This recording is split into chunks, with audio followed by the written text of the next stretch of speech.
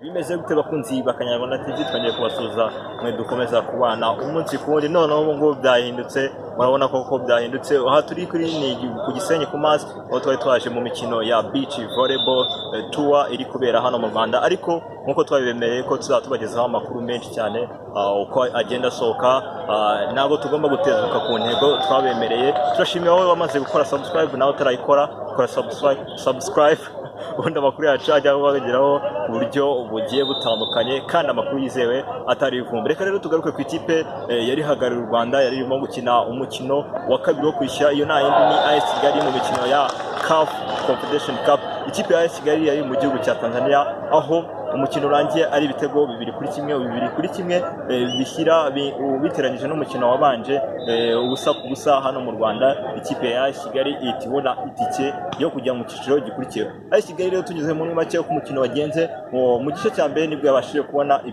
igitego cya mbere hari ku munota 29 aho umusore Kalisa Rashid wavuye mu ikipe ya Kiyovu Sport yaje gufungura amazamu aho ya deprashije sinzi uko nagisobanura neza kugira ngo babashe kucyumva gusa ngo cyari igitego kiza ku munota 29 igitego cya mbere kiba kiranyoye. Igice cya mbere cyaje kurangira gutyo hari igitego kimwe ku busa cya AS Kigali. AS Kigali irimo kugenda ikina neza cyane ihererekana neza cyane kurenza ikipe ya KMC yari muri Tanzania.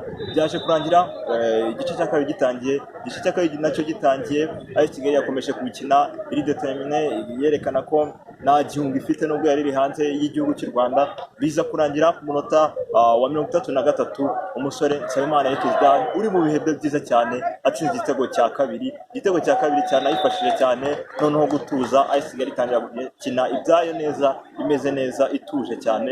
AS Kigali ifatishijwemo n'abasore bayo Nsabimana Yekizdan hamwe n'abandi bose bagiye batandukanye. Zidane mu bihe byiza cyane yaje gukomeza kwitwara neza cyane nugarira kuri ibyo bitego yari ifite.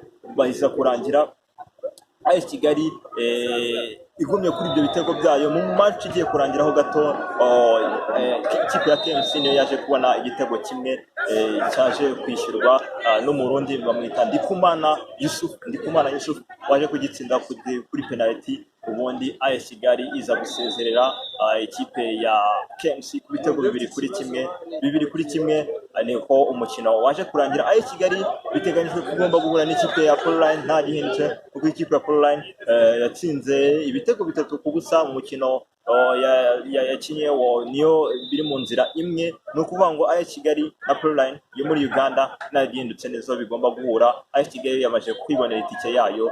AS Kigali kandi ikindi mwamenya nuko izazikoresha noneho Baharuna Niyonzima ba Patrick Sombe kwa ko yaramaze kurenga icyiciro cya mbere cy'ijonjora.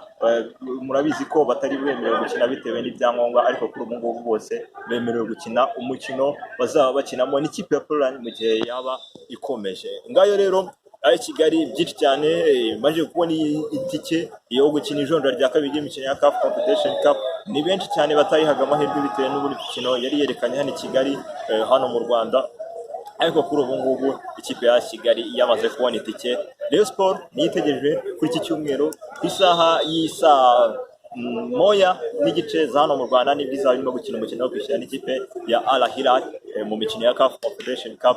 Rayon Sport yaje kubona itike, reka tubitege amaso tumenye uko bizagenda. Icyo wamenya ni uko abasore bahagurutse hano mu Rwanda ku isaha 6 z'ijoro bamwe mu byiciro bitatu nkuko twagiye tubigaruka mu makuru yacu agiye atandukanye berekeza mu gihugu cya Sudan. Nayo umukino wayo ni kuri iki cyumweru ku itariki 25. Reka dutegereze ko umukino nawo uzarangira niba bazabona itike kuko barasabwa gutsinda cyangwa kuganya ibitego 2-2 cyangwa se kunganya bitari igitego 1-1. Ngayo rero nguko byinshi cyane byari biri kuvuga kuri ikipe ya AS Kigali. Wowe nta kindi tugusaba kora subscribe ubona amakuru yacu ajya kugeraho uburyo bugiye butandukanye. Kanyarwanda TV nakagaruka hasta la vita hano ku kibuga cyangwa se ku mazi Gisenyi ku mazi hasta la vita.